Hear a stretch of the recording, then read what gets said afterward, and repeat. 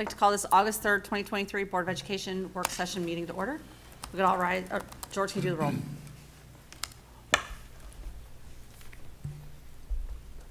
Mrs. Bissell? Here. Mrs. Kilbane? Here. Mr. Miko? Here. Ms. Stochek? Here. And Mrs. Hausum? Here. Can we all rise for the Pledge of Allegiance? Allegiance to the flag of the United States of America and to the republic for which it stands, one nation, under God, indivisible, with liberty and justice for all.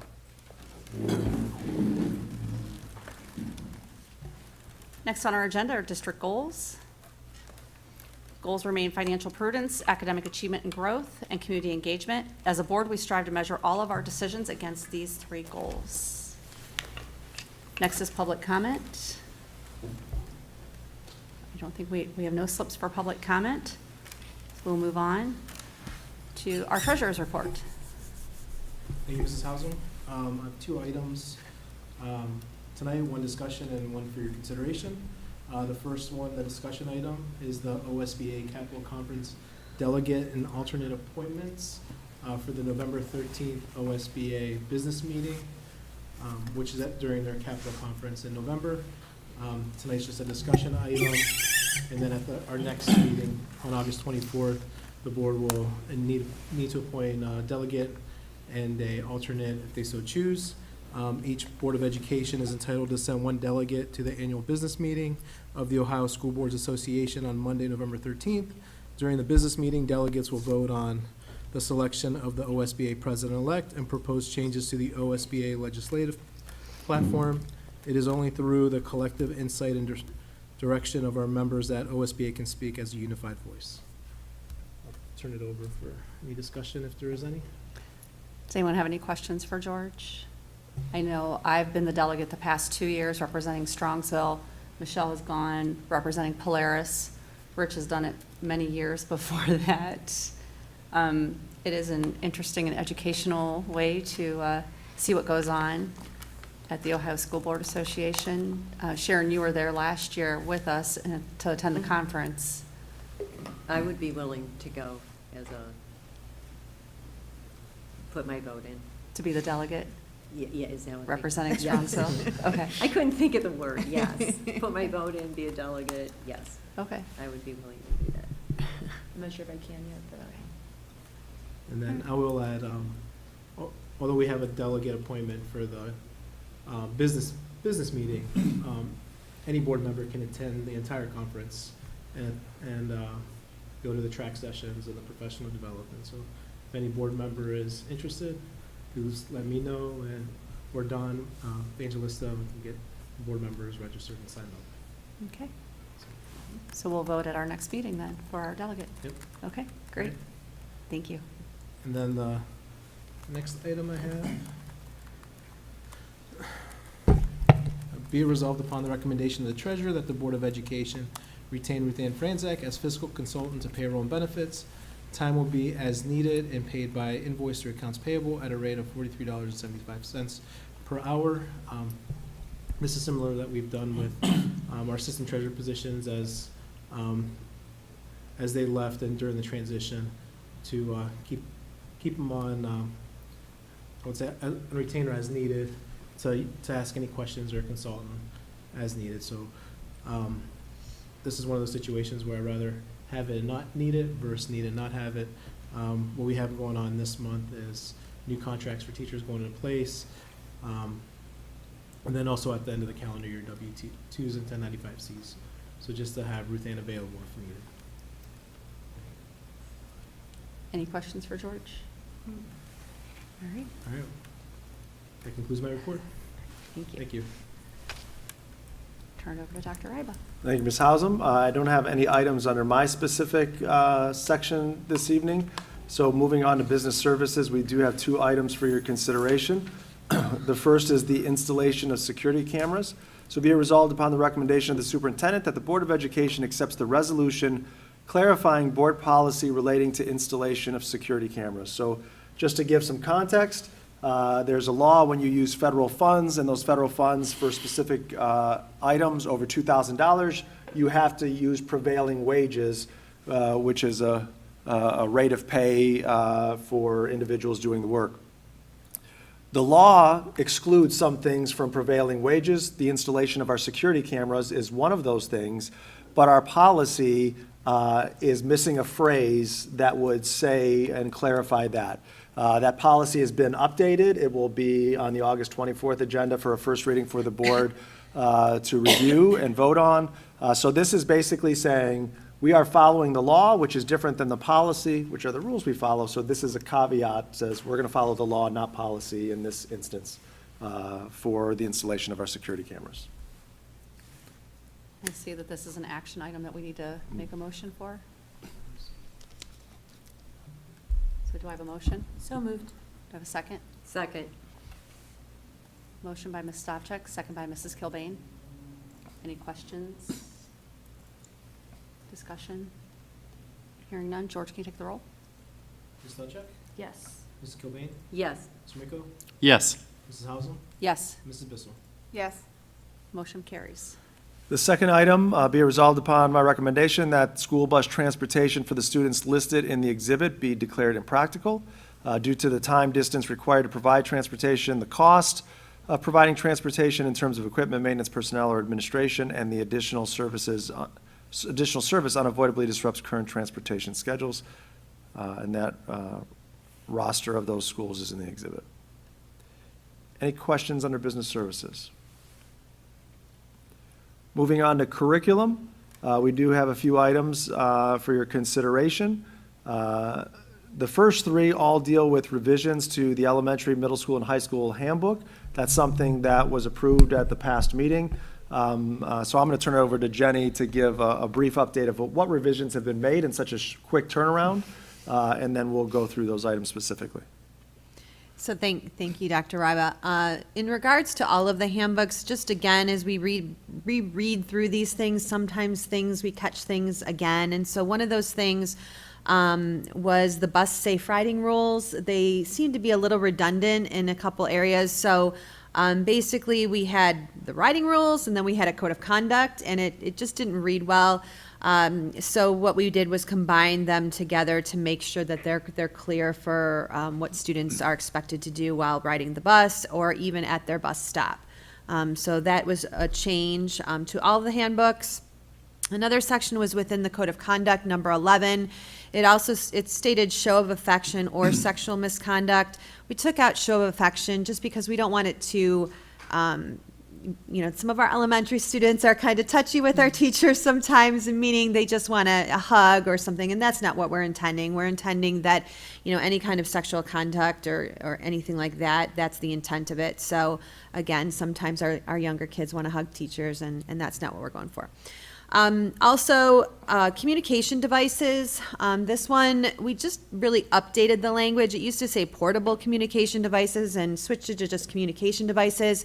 We realized that especially for our older students, I think we all have some sort of smartwatch on, that they are going to wear those things, and that's okay. It really is when it interferes with the school day and they're communicating on it or texting on it constantly and interfering with school, or taking photos, of other people or videotaping other things. That's really what is against our rules. And so, we realize you may wear a smartwatch, you may have your cell phone on you, and various schools have guidelines for that.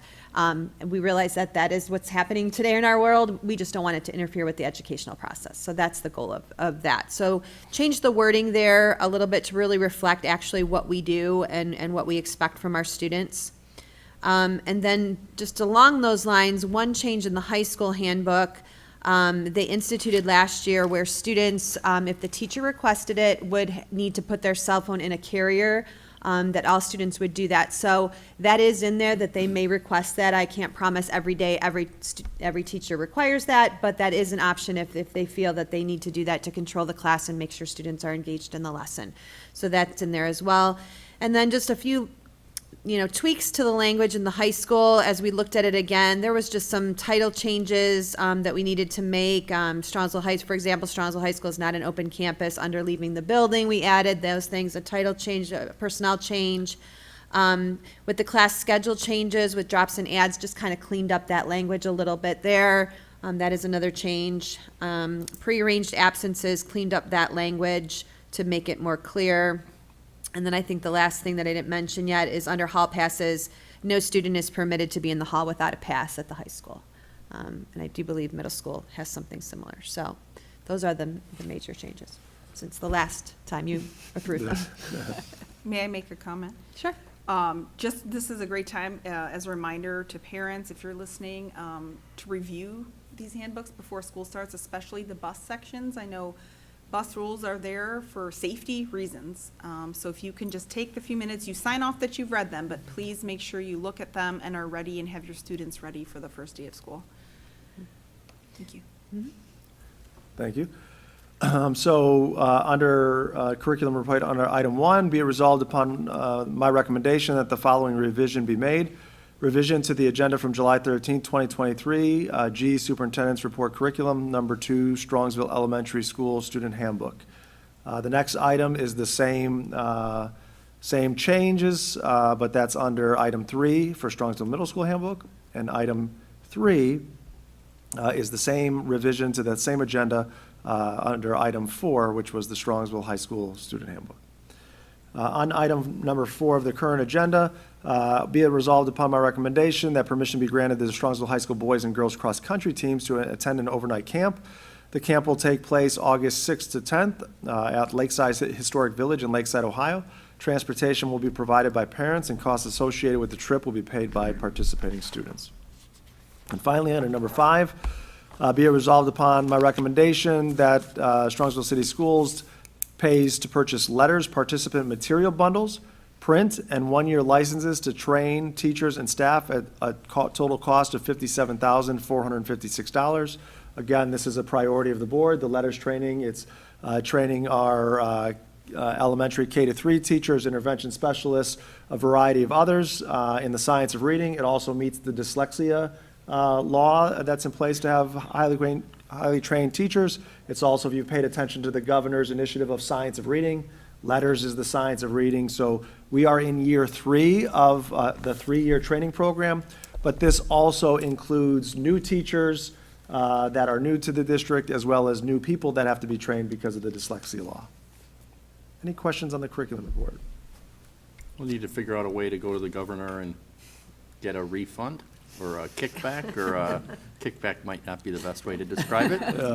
But one of the things the governor is doing is putting some money where his mouth is, and we've already made that investment, which is the right thing to do, but we'll have to figure out a way to get credit for it. Moving on to student services, we have 2 items. The first, be it resolved upon my recommendation that the Strongsville Board of Education enters into an agreement with Monarch School of Belfair Jewish Children's Bureau for the special education and related services for placement of a student with disabilities for the upcoming school year for the amount of $95,172 and extended school year at $7,931 for a total cost of $103,103. The second item is Maxim Healthcare Services. Be it resolved upon my recommendation that the Board of Education enters into an agreement with Maxim Healthcare Services, who operates a healthcare staffing agency and employs licensed healthcare personnel to provide personnel to supplement nursing services for a preschool student. Any questions for the student service report? All right, I'll turn it over to Jenny for the human resource report. Thank you. Under Human Resources this evening, I have the following items for your consideration. Under number 1, we have a reduction in force for non-certificated staff member. Under number 2, resignations for non-certificated staff. Under 3, we have the retirement of non-certificated staff. Under 4, appointments for certificated staff. 5, appointments for non-certificated staff. 6, appointments certificated athletic supplemental contracts. Under 7, appointments for non-certificated athletic supplemental contract. Under 8, appointments for certificated supplemental contracts. Under 9, changes in hours for non-certificated staff. Under 10, changes in status for non-certificated staff. 11, contract recommendation for a certificated staff member. Under 12, we have the stipend for video truck assistant. Under 13, we have volunteer coaches. 14 is a correction to the June 29th agenda. It was basically a change in dates that we needed to change. That was a mistake there. So instead of saying, 22, 23, we're changing it to 23, 24. And then 15 is another correction. This is from the June 30th, 2022 agenda, and it was just something that we just didn't update. We had one go out on maternity leave and one covered for her, so it was just a miss. And then finally, under 16, this is a change for an appointment for certificated athletic supplemental contracts. Due to the new contract, there is one assistant coach at the middle school, so it reflects that change. And that concludes my report. Any questions for Jenny? With that, I'll turn it over to our Director of Instructional Technology, Dave Binkley, to lead a discussion item with the board.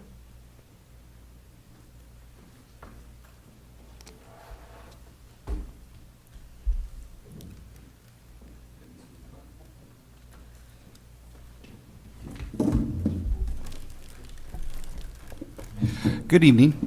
On one of Scott's cables here. There we go. All right. Oh, yeah, there we go. So I'm here tonight with Denny and Jason to kind of talk about SES Game Day. It's an internal name we've been using so that we can talk about streaming our athletics, as there's been some changes and we have some questions and some recommendations. So to kind of give you an idea of what we're currently have in our district, so we have SES TV. It's a free streaming service to our community. It streams on our district website. They have the Boxcast app. They have the streaming services, sticks like the Fire Stick or Apple TV that can get to it. And then our primary focus for this is our district events, like our concerts, performances, board meetings, ceremonies, district or like building meetings as well.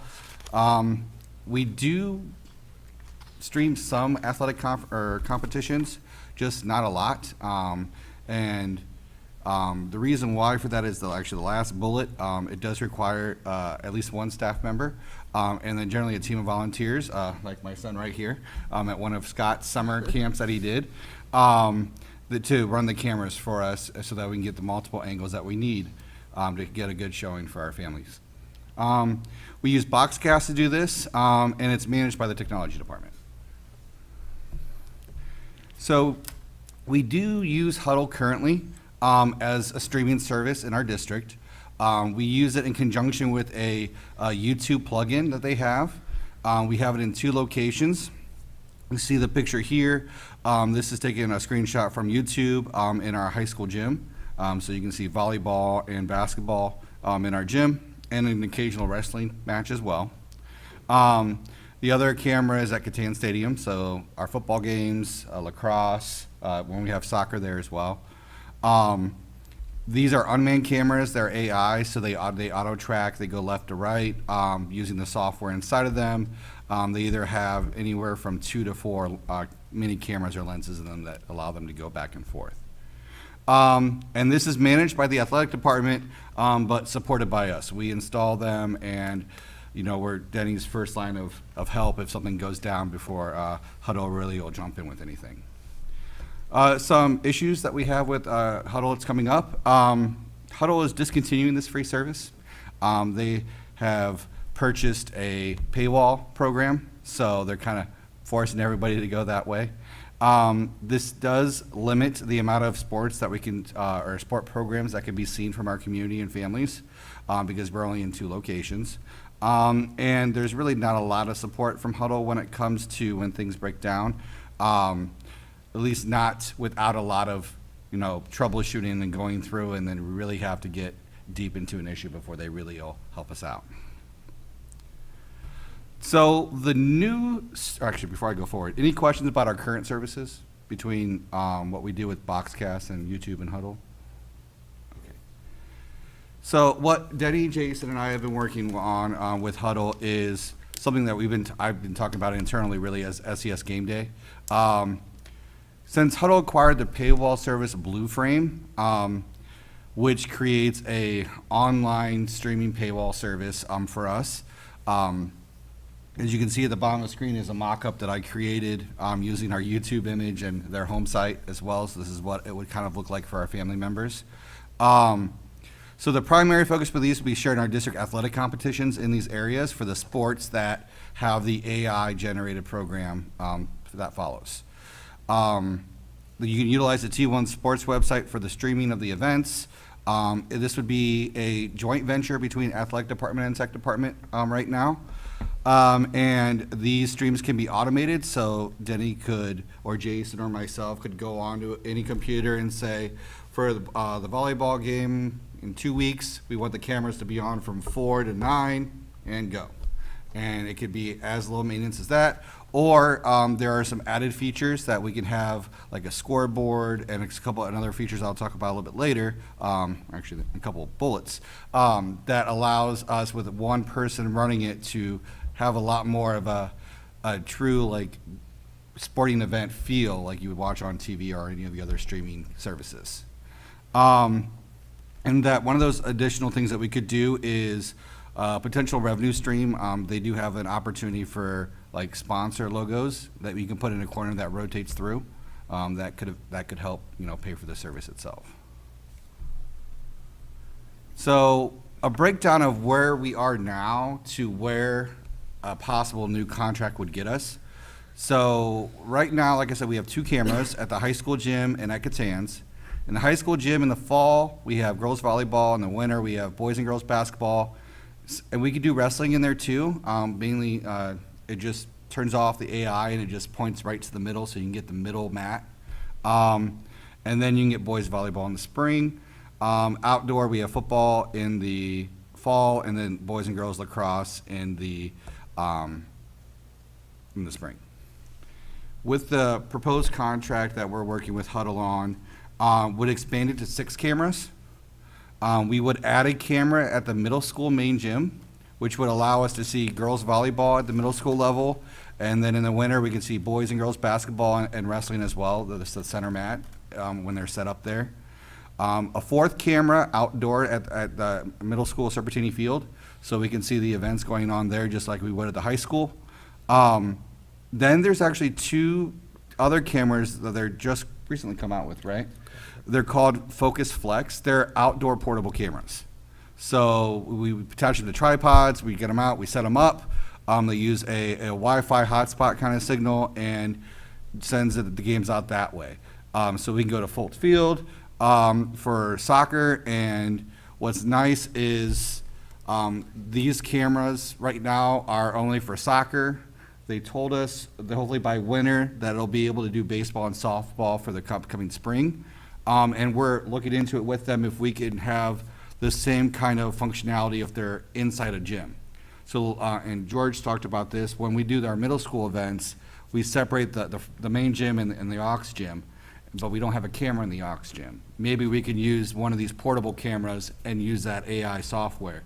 We haven't quite got a response back from them yet on that, but we're looking into it with them because that would help reach more families and more teams being shown.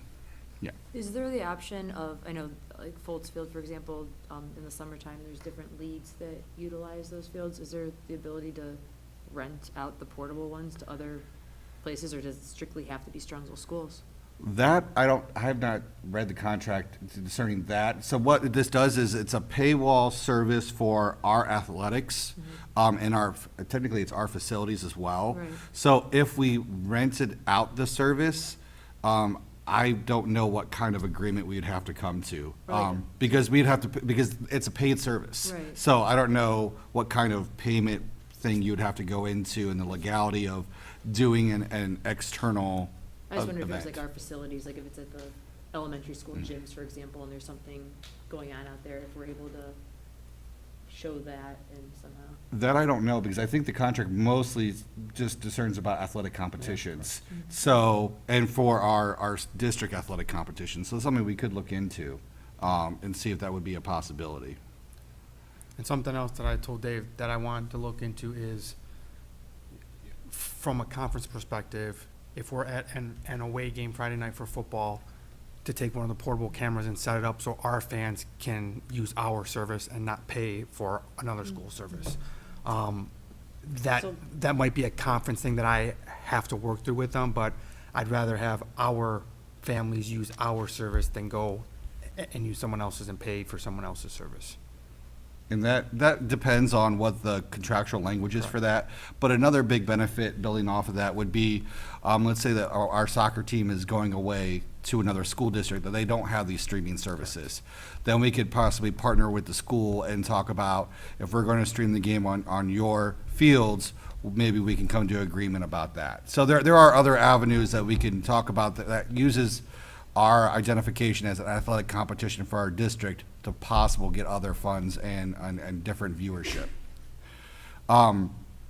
So go ahead. Do we think that by doing this, we will lose ticket sales to these things, or people would then choose to watch it versus actually go and attend? Personally, I don't, because only people in my mind that would not come to a game that's going to come to a game is maybe a fair weather fan. I believe this is going to reach a different audience. Maybe like the grandparents that live a half hour away or an hour away, or maybe they're not as mobile as they would like. Even if they're right down the road, they don't have to worry about parking and walking. They can watch the stream service there. Also, you think about our middle school, which is currently an untapped audience. Timing of the athletics at middle schools is an issue for a lot of parents. They either have to take off work, or they go to work early, or they have to promise to go back after the event. So this could be a thing that some of our parents that have a strict thing, they can, put the feed on and watch that from work if they had to. I think it's reaching a different audience, and it would only, like I said, it would only take away that fair weather fan, that it's a Friday night, it might rain. I have nobody in this contest, but I just like going to watch Friday football. Well, guess what? You could still pay the fee, and you can still watch our game from the comfort of your home, but those who want to come to a game are going to come to a game. So just kind of a breakdown of this, really, what teams that we cover numerically. Currently, we cover 5 sport programs at the high school indoors at the high school, and 3 programs at Catan Stadium. And we cover no middle school teams. But with the current the contract that we're looking into, it would jump to be adding 4 middle school teams or programs at the main gym, 1 program at their Superintendent Field, and then adding 2 high school teams for each individual flex camera, which would really have us go from 8 programs that are currently be able to be watched by our community members or family members to 17. So we're doubling how many programs can now be viewed.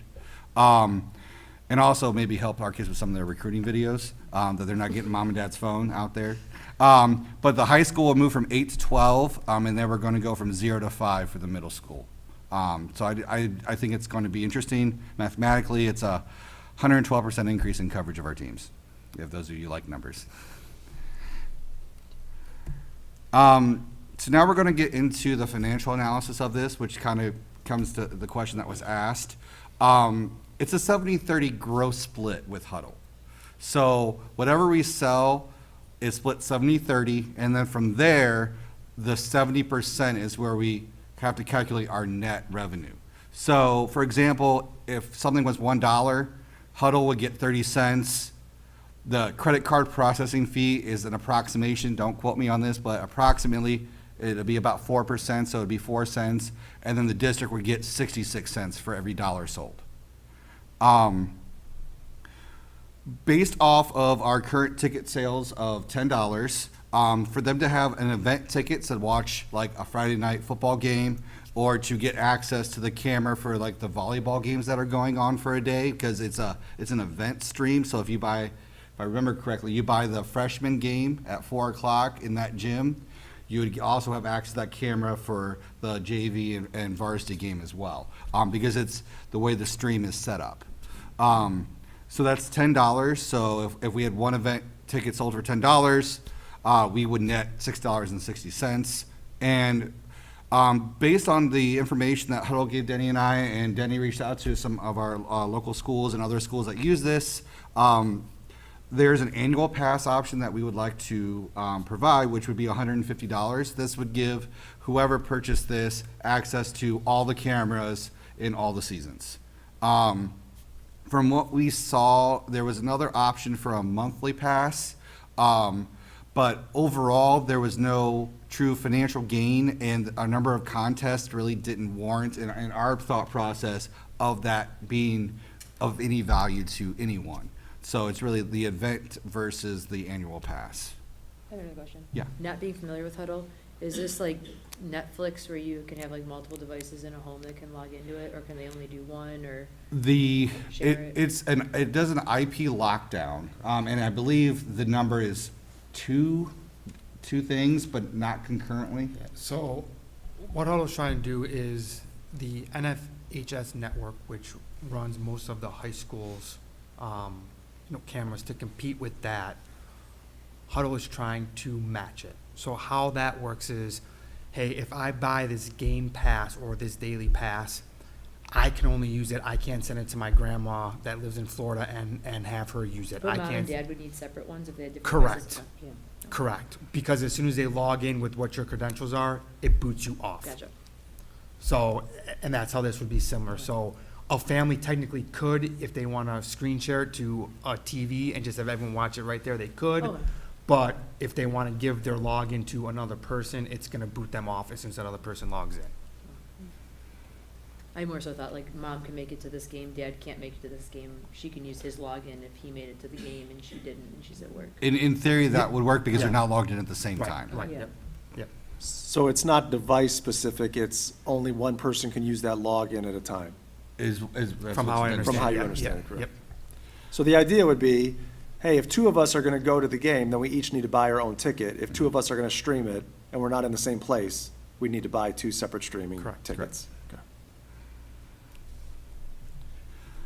Any other questions about this? The only comment I would make is a monthly fee, maybe more palatable for cash flow reasons Okay. versus coming up with $150 at once.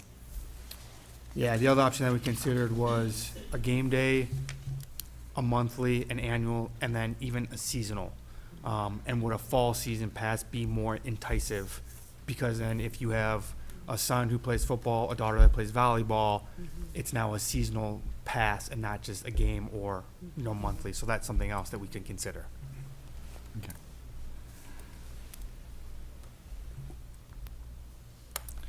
Anything Does else? it work for fairly well? I know because I streamed a lot of like my granddaughter playing volleyball, and it's through that, it begins with a B, it's like Balltopia or something. And you sign up, same idea as Yeah. this, you log in, That's a different program. but it didn't always work. It was frustrating, like you couldn't always get what they said, so. And that's with this program, we haven't had, I guess, knock on these fake wood tables. The issues that we've had with Huddle hasn't been the streaming of an event, but it's been like a network connection on our end of like the filter picking it up and then blocking it, things like that. Right. When we've set up the previous streams, it's gone to YouTube to no problem. Or like when we've used the Huddle camera for other things, it hasn't had any of those issues. And that's what's different, I think, from us. And not too familiar with Balltopia. I know my son has played on basketball and they kind of used it there before. Yeah, it's very This is using popular. all of our cameras, currently our indoor camera and our stadium camera, and the additional ones, if we got those, are hardwired. So they're always having access to the internet. The flex ones will be dependent on either a hotspot or a Wi-Fi from another device. And that's where I would believe some of the issues that you could have come into play with, because if you're in a cinder block gym, it's probably not gonna have the best Wi-Fi signal or a mobile signal. Right. So unless they're on the interior network, that's where you're gonna get some of that spotty service, for things not being on. It will require us, and we were talking about this last week, I think, Jason and I, we're gonna have to do a better job of labeling which games are where, especially for our middle school, because we don't want a parent to buy like a day pass for the middle school gym, and their kids playing in the back gym and the camera's only in the front. So just when we go to make our schedules, we have to be a little more clear about what teams are in what areas of the gym, so we don't have that frustration. And making sure that both teams have equal time in that main gym so that the same team isn't always in the back not getting that coverage. Yeah, and from what Jason talked about me last week, the teams are like the same grade that play at the same time, and they tend to flip every other contest or something like that. So he's done a good job in the past of doing that. But yeah, I would be sad too if my kid was always in the back gym. Well, you probably get a lot of complaints. Yes. Pretty sure, especially if you spent money on it. Yes. And so from that, I want to kind of talk about kind of where the current contract is and what the additional contract that we're kind of coming to you guys about. Currently, the contract that you guys approved was for about $13,000. That was signed and is already in from a previous board meeting. The expanded contract would be for $33,000. So the contract difference is $20,000. Excuse me. Then there are a couple different pieces of technology we're going to have to get to make sure that we're truly compatible and up and running. While the program they have works with both Windows computers and Apple's computers, they've designed it specifically for Apple, and so there's a couple additional features on there that would make it nicer to have if we had an Apple device that could do that. But we can use our Windows devices as a possible solution or as a backup at another location. And there's some other miscellaneous tech needs. What is nice about the program, it could take in additional camera feeds. So like we're not limited just to the huddle camera. So like Scott and his student crew can still do Friday night football games. What we would do is they would feed everything into the truck, and then he would take a line from the truck and put it into the computer, and that would be a camera choice. So he could choose to go between the huddle camera or his truck, which he can control all the other cameras from. So we're not taking away an opportunity from our students. And so that's something I thought was really important when we started having this conversation. I actually told Denny after we talked to Hull the first time, I don't want to move forward if it's going to take away our student opportunities, because we'll just find ways to get more students at more events if we need to. But since the program does allow us to add additional cameras, I thought it was a great opportunity for us. So we're looking at, question? Does it add to student opportunities? Right now, it will not take away anything that we're currently doing. And what is a possible additional opportunity is we could have, let's say we have a game worker, which we'll talk about in a second, working the laptop for the scoreboard. We could have an additional camera set up somewhere like for B-roll footage, like in the stands or at a foul line, or just picking out other things at the game, and then they could switch between the huddle camera and the student ran camera. So we could use things for maybe Brian Ben's class for sports management, or other students that works with Scott and his crew of like Susie Kerr or Don, that can come in and work with students as well. So we could create other opportunities that wouldn't require the whole truck or, you know, a super elaborate, I don't know if it's super elaborate, but an elaborate setup like Scott has right now behind you with the mixer boards and all the additional equipment. Do we need additional equipment to do that, or is all of that possible with what you're proposing? If long as we do have stuff in-house to do that. That little switcher box that Scott's using, that you see the little red light on with the white lights, we could just put a camera to that, and that can send the feed to the laptop. Because none of our cameras can feed directly into the laptop without a converter. That could be our converter, so we can literally just switch between that camera and the huddle camera in the program itself. When you said student-run cameras, I was thinking like weddings when people used to put disposable cameras on tables, and this could be a problem. No, I mean, we have some pretty nice Free-for-all cameras, camera. so I hope that's, well, we've had some accidents over the years with cameras, but I mean, it's all about them getting the opportunities, and things happen. I meant more so the footage you would get. Oh. It's just like the grittiness stuff. That's, they would just what I do think another opportunity for students is this allows us to do, you know, play-by-play with students. If we have students that want to get into that, this allows them to do a play-by-play for the audience on our new huddle system. That was my next question. Correct, So yep. Well, that would be awesome. Yeah. Yeah. To just have the video feed, I'm curious what the audio options are. So, right now, there is a generic microphone built into the cameras that you can hear the general gym or the stadium, which has been a problem at times at the high school during football games. But overall, whatever, like if we're doing the whole setup with the truck, we can hook microphones up and it'd be fine. With this, we would need another kind of converter or attachment, but we could easily set up, kind of like a podcasting thing for, I've seen some as cheap as $200 and some really nice ones. They even have Bluetooth capabilities for like $500 or $600 that you could connect the microphones to and then have that go to the computer as well. So we could do, there's a lot of opportunities that we could, it's just a matter of getting the technology and then finding the students to do it kind of on a regular basis, hopefully. We can even tap into the PA announcer too. That's what I was. So I do believe that's an option. Oh, and the camera feeds also, for the indoor cameras, are calibrated to see the scoreboard at all times. So you have the scoreboard in the bottom left, and we have it set at the bottom left screen at all times. But there is options with the program that you can add your own little sports sticker at the bottom. That could be images or just words with the scores going on.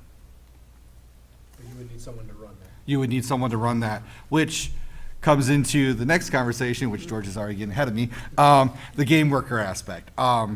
So to have someone there, unless they volunteer, doing our, from what George provided to me, the 4.5 hours for an event. This would be approximately, say, 150 events that we could cover up to a year with this, between all of our high school and middle school sports and our different levels, between 7th grade up to varsity. At the rate of $15 per hour would be about $12,000 for the year.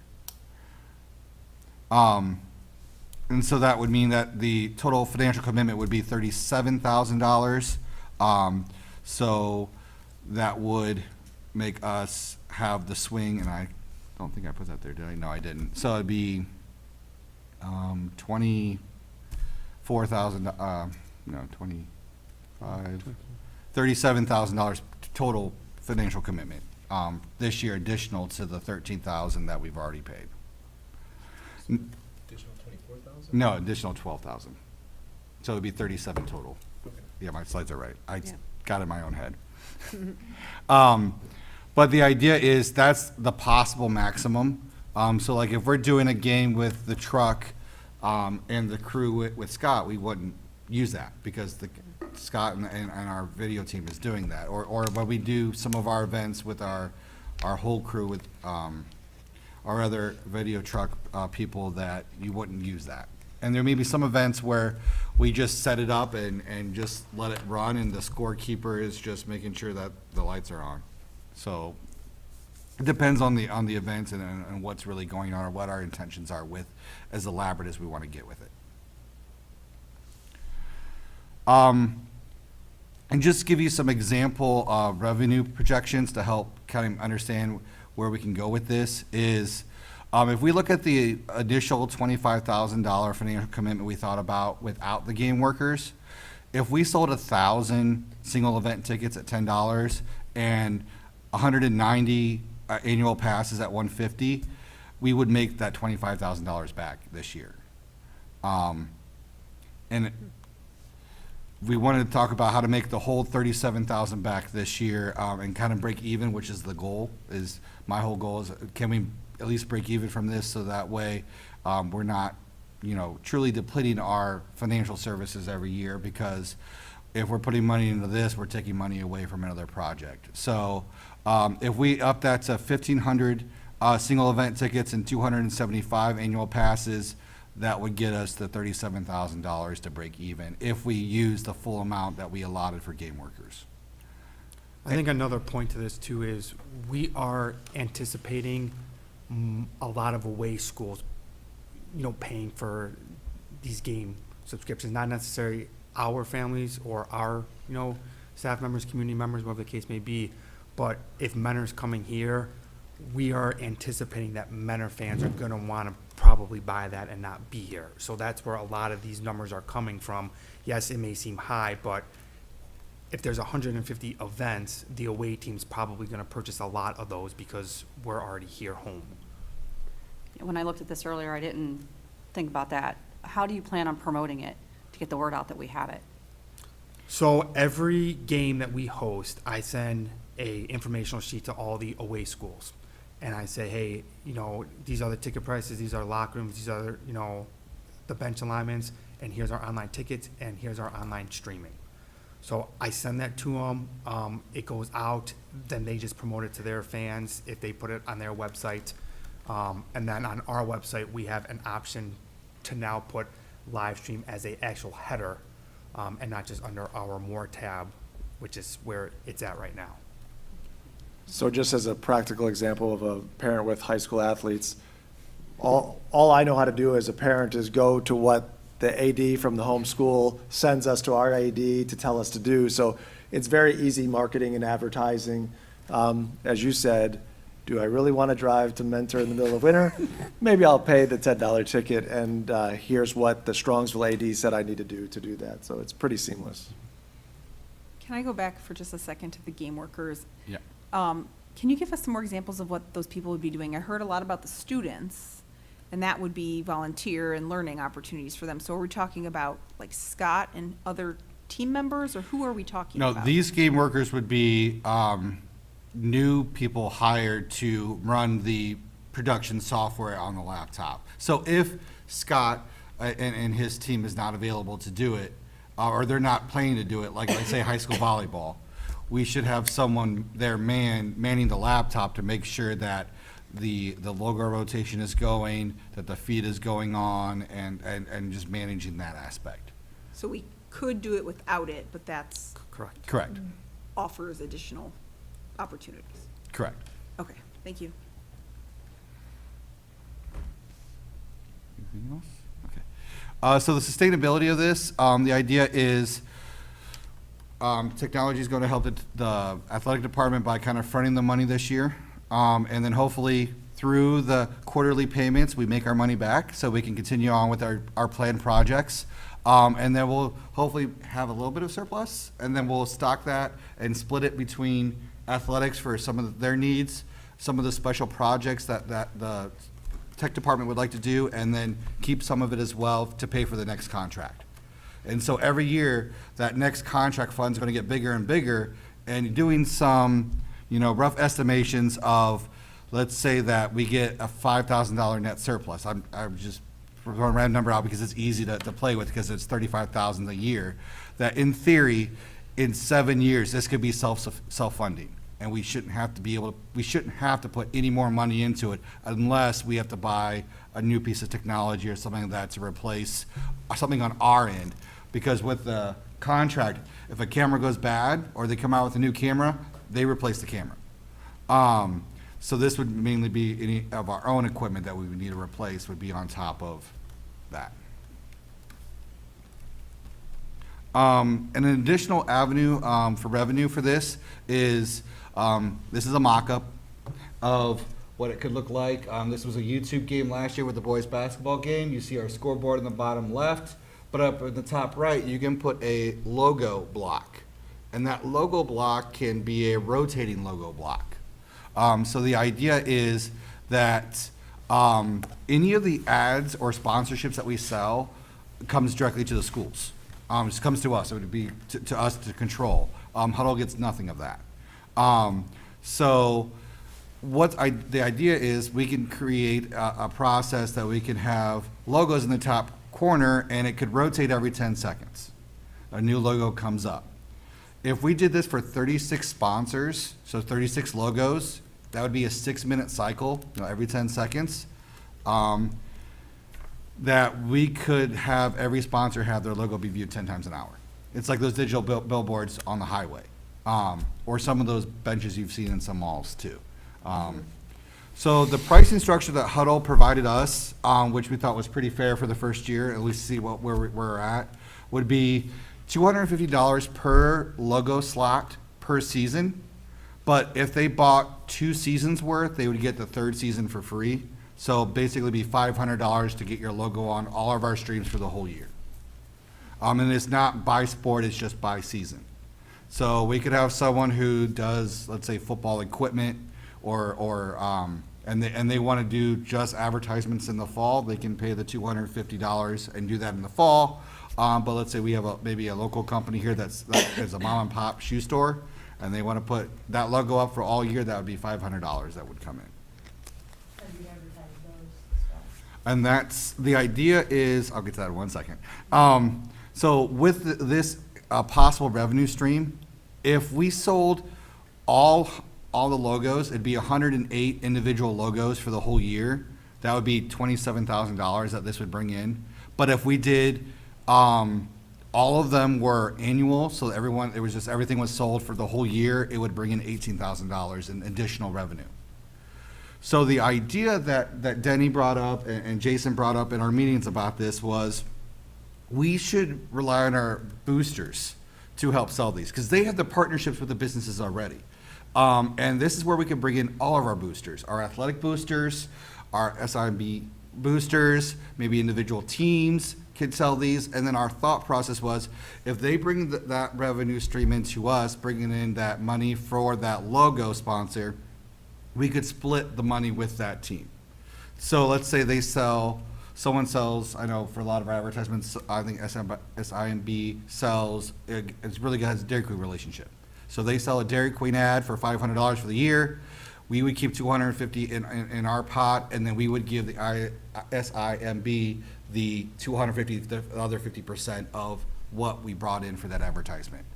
So in theory, if we co-shared or if they sold it, and we split the revenues for all of the annual logos, it would be $9,000 we would bring in for just having a logo in the top corner for every stream. So it's just a possible revenue. Once we get our feet wet, there's another district that sold advertisement before games and after games, up to 30 seconds for X amount of money as well. But I think this was a low entry point, but a good reward for us for getting to learn the program and creating some of those relationships too. And there's also the possibility, as this evolves, to sell quarterly. Hey, if you want your ad up for the entire first quarter, it's gonna go up, it's gonna be this amount. And then as soon as the second quarter changes, we can change that out and put another logo up there. Schools do a 30-minute pregame, and all they do is they flash these ads, the entire 30-minute pregame, prior to the live stream of the contest. And then they also do that afterwards.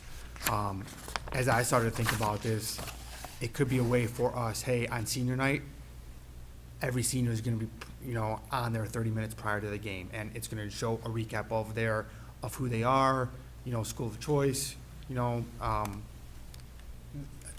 I think the possibilities are kind of just endless. It's really how we're gonna manage it as a staff and make sure that we're doing what we're saying, for our sponsors that we're gonna do.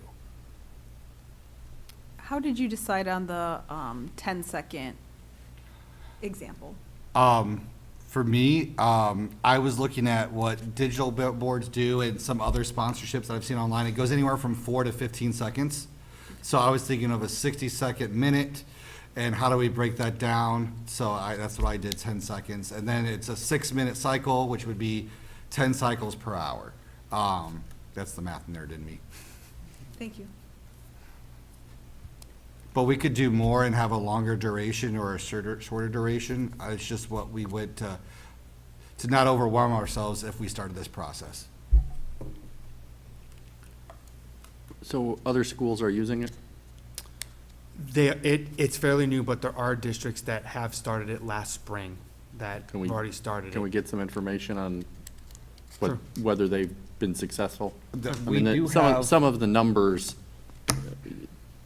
there's nothing wrong with them, but there's nothing to base them on. Yeah, through our meeting with our representative, Tom, through our I guess that'd be WebEx calls, he talked about a school in, I guess, Southern Ohio, Wheelersburg, really small, kind of rural school district.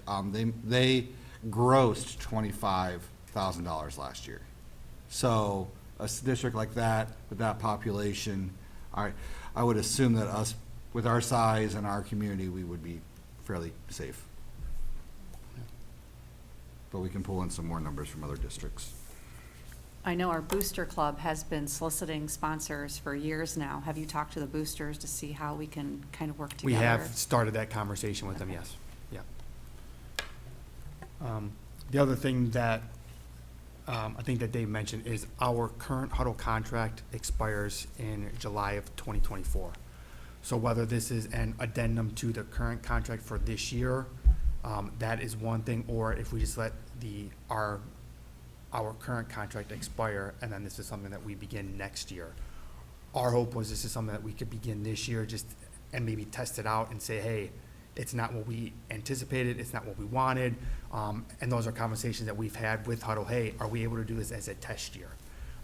Knowing that our contract expires, are we able to do this as a test year and just see what we can get from it, before we ultimately move forward with it? So the vision would be to do a one-year contract now. Let's say we like it. Is it still one-year contracts, or is it a larger chunk, or how does that work? So you've been working with them they've been doing 3-year contracts. But right now, we have 1 year remaining on the contract that was signed around the pandemic time. So this would be an addendum to the current contract. And then when we go to a new contract, it would either be for, I don't want to say what the exact number is because I don't remember, but it would be an increase just for the base service, or an increase to cover this expanded camera as well. Because there's going to be an increase no matter what next year. It's a matter of, is it something that we can generate enough money from to help cover the cost? Or is it something that we're going to have to find other funds from somewhere else to cover that additional cost? Long-term, I think this will help make it more sustainable, and even if this additional camera, the extra $35,000 a year that we could earn, could help reduce maybe even some of the costs that our athletic department's putting in and some of our individual teams are too. But that's unknown at this time, just because we don't know how successful this would be. And I feel at least in year one, we could break even easily. With the conversation of how much the game workers is going to eat into that part.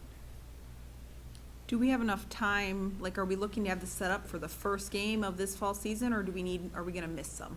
So the way that it works, we have 2 cameras currently, the high school stadium and Catan Stadium, and then the high school main gym. If we went ahead with this, we would not miss any games in those areas. We could because they would give us the ability to download the program, and then we could start there. Last time we talked, it was a 3 to 5 week lead time for the additional cameras. So there may be some events that we can't get immediately when they start because of where we are now in our school year, or approaching our school year in the sports season. But once they come in, my team can install them. We already look at the locations. There's a little bit of a hurdle that we're going to have to get at the middle school. We'll have to have some direct Wi-Fi access points because we can't run the cable across that road. But we've already looked into those situations and kind of already seen what are the hurdles that we would have to overcome. But the interior camera at the middle school would be no problem. We just have to build some scaffolding to help bring the cable in across. And at the outdoor facilities, as long as the hotspot that comes with it or that we'd have to provide with those cameras gets a signal at Fultz Field, which I know that we already used one for athletics there, then it should be no problem. So it's a matter of just getting it here and for us to get going. The other feature that's probably a big one that we forgot to mention is there's an on-demand. So if you miss a game, okay, you can go back and you can view it. So it's not like, hey, if a parent's traveling and they're on an airplane and they can't watch the game, they can always log in and go back and view that. So there is that on-demand option for them.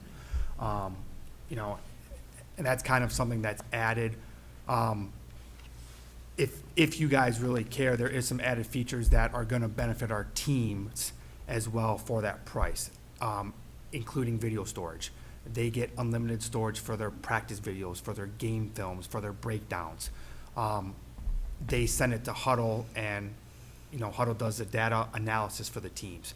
That cuts down from 12 hours to 6 hours with this new package, so they can turn around their stats quickly for their next game or for their next scout. So there's some behind-the-scenes stuff that also comes with this. Is it OHSAA that requires it? They don't require it. They use NFHS, but it helps us because for state tournament games, it allows us to live stream where a lot of places don't have live streaming for those options. But no. Denny, but it's not wasn't there required. something where I thought we had to exchange game film? I thought there was something. Oh, huddle, from a conference perspective. From a conference perspective, we Correct. are required to have this for. Correct. We are anyways. required to use Yeah. huddle, yes. So correct. we're not duplicating anything. This will just add on. Correct. Okay. Correct, yeah. And that, And one of the different things that I noticed from this contract and from what the original Pixelot cameras with the NFHS was, if you go that route with their Pixelot cameras and their paywall providing, they own the media rights Correct. to your game, which means we technically couldn't replay our own games if we wanted to. With this opportunity, we own the media rights to the games. Now, Huddle has the opportunity to use some of it in promotional material, but we own the rights to our own games, which I thought was very important when we went to these kind of conversations. And last thing here, what we kind of need from. one quick geek question. Yeah. Is one Apple laptop enough? Well, it depends on what we want to do with it. If we want to say that we have like the primary device for the extra features, then the one Apple device would be enough, and then we can use window devices for like maybe the off locations that are a little bit cheaper that if they get a little messed up or something like that, it won't be that bad, price point wise.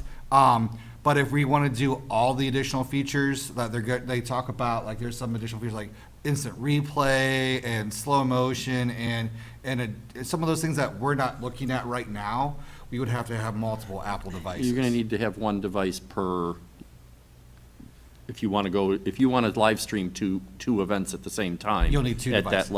At that level, you'll need two Yeah. devices. But if we're doing just a logo rotation and the standard scoreboard or adding our own sports ticker at the bottom, that could be done with a Windows device, no problem. It's just some of the pretty things that, Apple really promotes themselves on doing with their interfaces that we would have to have Apple MacBooks for that. Okay. And we were even considering working with Huddle and saying, hey, is there an option where it can be preset? So as soon as it hits the end of the first quarter, it plays this display. And so that's a preset mode that we don't have to have a physical person there, to Sure. manage, but it's a setting that we can set up for. And one of the things they were looking into too that we brought up was remote access. Right now, you have to be on the same network as the camera. So for our internal cameras and our stadium, that's not an issue. But for like the flex cameras, if we were at Fultz Field or even far away enough from our building for our baseball, softball, they didn't pick up the Wi-Fi. The laptop has to be on the same network as the camera. They're looking into the possibility of hopefully that long-term is we could do it inside the building and not have to have someone on location to run just the basic stuff. But right now, you're limited by location with the same Wi-Fi network. Anything else? Okay. So what we're asking from the board at this meeting is really permission to move forward for the additional amendment to the contract for the $20,000 contract, and then in the next board meeting, we'll talk about approval for the single event ticket items or the annual pass streaming price structure, and we can look into the monthly and seasonal that was mentioned. And then depending on how we do this, if we're just going to make an amendum, this next one might, we still have to come to the board for the amendment because the original contract was a multi-year contract, so you'll have to approve the amendum for that. And then George will have to we'll have to ask you permission for the Treasury to change the rotary account that we have for the tech department to suit this need instead of the need that it's currently suited for.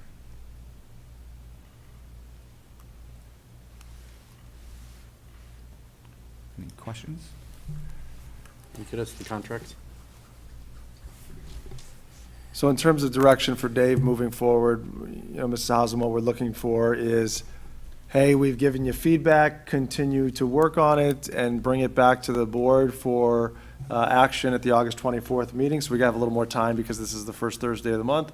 Or if there's another direction, let us know, but that's, turn it over to you to see if there's consensus on the guys to keep working and get things ready for the August 24th agenda.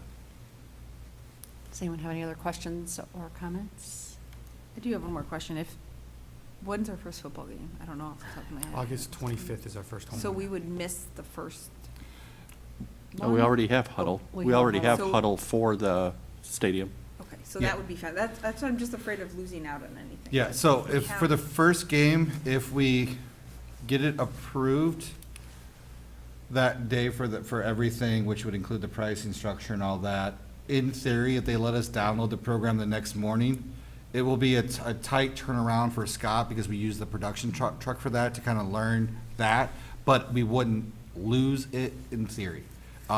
If all else fails, we could do our camera production as a backup to what the huddle one is until Scott feels more comfortable with it.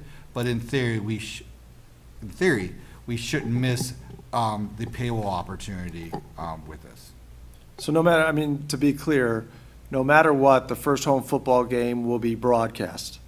It just depends on whether it will be free through Boxcast or whether it will be the paywall through this system. Is that correct or no? That's correct. Correct. Okay. Correct.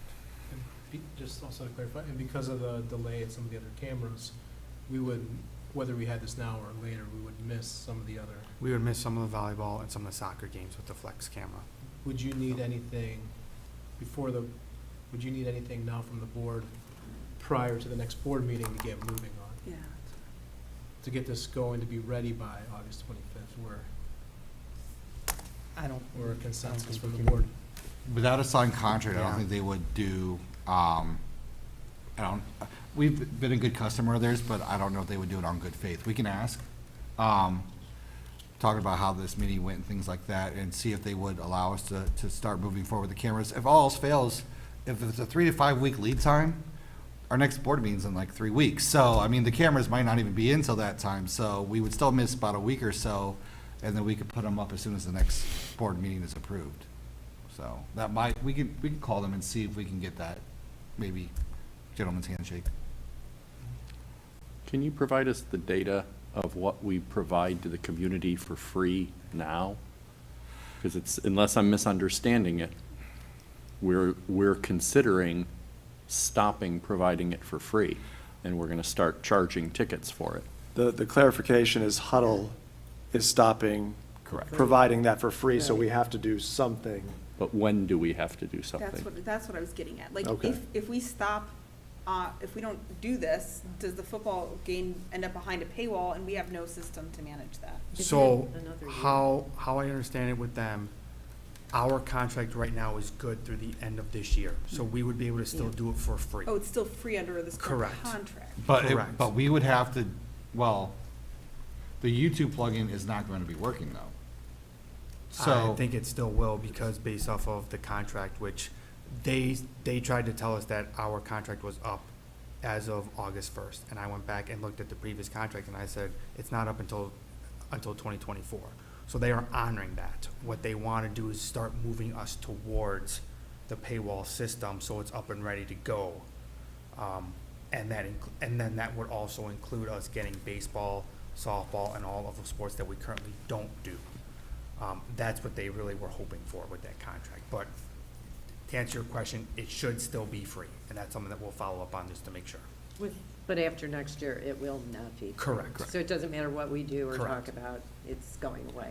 Correct. Okay. But to get that free service, I'm assuming we paid something to get that in our It's our contract? YouTube channel. Oh, so it's just a. Yeah, contract's not- the we current only- contract gives us the access to the plugin from Huddle to YouTube. Okay. But I believe they've stopped, they may not have closed it yet, but from our conversations with Tom, they stopped servicing it, I guess. So if it breaks, it breaks, it goes down. They won't really go forward with it, is what I gathered from our conversations. So what would help me make a decision is to determine whether time is of the essence or not, Okay. and determine if we are potentially making a decision to change now, ahead of a contractual deadline, to go from free to paid. Okay. But we're also getting more. The Like the middle school, I always feel like they get left out. I think it's great that they'll get to have like streaming, so we would be going ahead a year. Like, nothing would change at all if we did nothing, right? I mean, we'd just Correct. stay with From- these people and from how I do the same understand it, yes. amount of streaming and everything. Yep. From how the current contract is written, yes. But we aren't adding on to all those other things, all those other sporting events. So Correct. we're not doing anything like that. We're just staying with the old. We're staying with For a year. how our current system is right now Right. with the 2 cameras, Right, and that's it. right. Is there anything with the contract that we paid for the plug-in that we could put towards the changing, like cutting our contract a year short? I'll look into that. I don't recall seeing it, but I'll look into that. You know what I mean, like something Yeah. where it's like, if we're cutting a year off of the contract that we Sure. agreed to, paid for, we can apply that to the new contract? Well, I think something that, maybe, I don't know if I said it earlier, but by doing the amendment to the contract, it's actually different than starting a whole new contract with them. You- So there could be a financial break. Like a grandfather clause? I don't know if a grandfather clause, but we're only asking for the amount now to get the service with our current contract. If we ripped up the contract, it may be even a higher additional contract because we're starting from scratch with a whole new one compared to just adding on to what we currently have for the last year. I did not go into that because we were just talking about what do we need right now. So to this make year this would be possible. 20,000, but then a new contract would be 33. Is that Because we already numbers, or got- is that what we're hoping for? No, that is what it would be because we already, We already paid Paid the 13 for 13 the for- existing contract, so to amend the Correct. existing and get the additional services would be 20. But then the year after, it would be the full 33, because we haven't paid anything in Right. advance.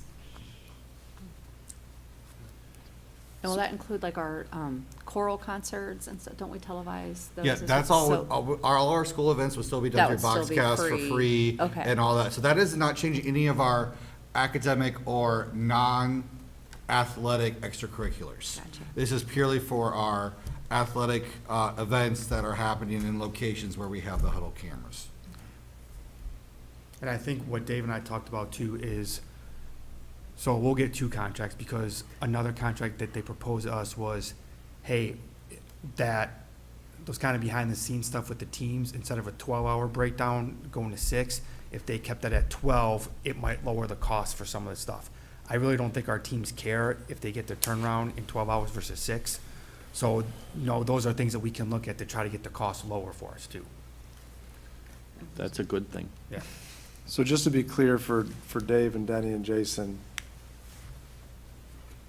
does the board want them to bring back this, put on the 24th agenda, the specifics of what this would be, and then you would discuss and vote? Or are you saying, hey, there's more information we want to know about, do it through my updates, or, come back to the 24th meeting and provide that update, and then you'll decide from there? That's the one part that I'm unclear on what you would like to do. Can we get those up, can we put it on for the 24th and get those updates before then? Like in your update? Yes, that's a possibility, yeah. That's a pathway to get there. I mean, I'm comfortable with it. We need a contract to review, to vote on. Yeah. So Right. if we get a contract, then we can review it, and if, as a board, we feel it's legitimate, we can approve it, and if not, we can say, we Go can back, punt yeah. and continue negotiating. That's clear, thank you. Anything else for Dave or Denny? Or Jason, who's done a great job supporting from the back row? But was a very great involved in the work, so, presentation. yep. Can I ask Jason a question? Do you think the middle school parents would appreciate it? I think so, absolutely. Okay. We have a grandparent that will. I'm a middle school parent and I would appreciate, grandparent, and I would appreciate Say that it. again? I said, I'm a parent. Surprise. I'd appreciate it. Does your husband know this? No, we can tell them. There's a lot of 4:30 tip-offs, kickoffs. Yeah, it's really hard. time Right, to it get is. to, So Yeah. I think It resonates with me, but I'm not a middle school parent anymore. And there was a lot of people at a lot of the, even at 4:30, there was people, but they were trying to get there. But I think they would appreciate it, yeah, I do. Well, and I know as a parent with hopefully a kid making a team this year, taking my daughter to dance. Way to put that out there publicly, Dave. Wink, wink. Who's the coach? I have no clue. I stay away from that. The idea, though, is that if I take my daughter to dance, like instead of stressing about getting back, I could sit in the parking lot and watch the game and then pick him up afterwards and talk to him about it. Like, I'm not going to miss his event taking care of my other child. And I love that on-demand feature.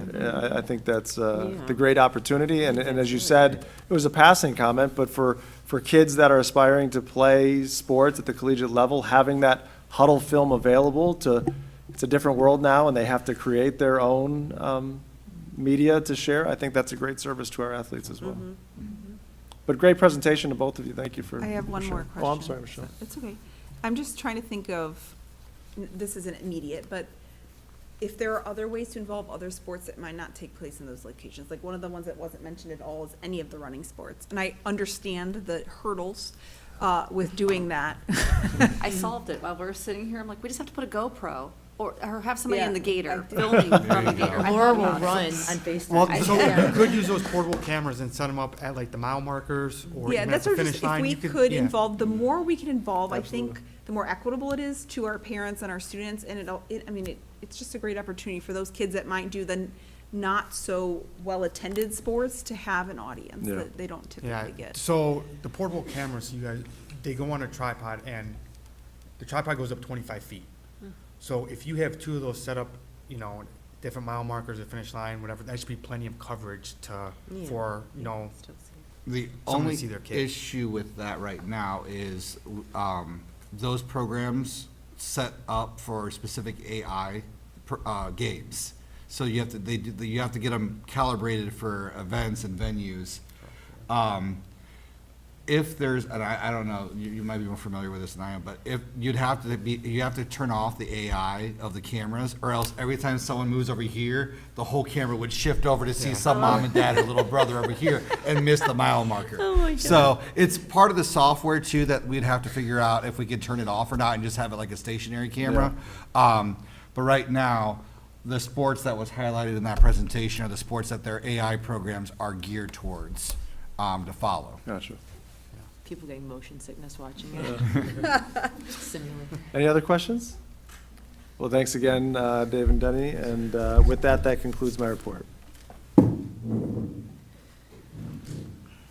that brings us to item J, the adoption of the consent calendar. Action by the Board of Education and adoption of consent calendar at this point of the agenda means that all items appearing in this agenda denoted as type dash action consent, which items constitute the consent calendar, are adopted by one single motion unless a member of the board or the superintendent requests that such items be removed from the consent calendar and voted upon separately. Do we have any items that need to be removed? Hearing none, do I have a motion? So moved. Second. Second. Motion by Ms. Stavcek, second by Mrs. Kilbane.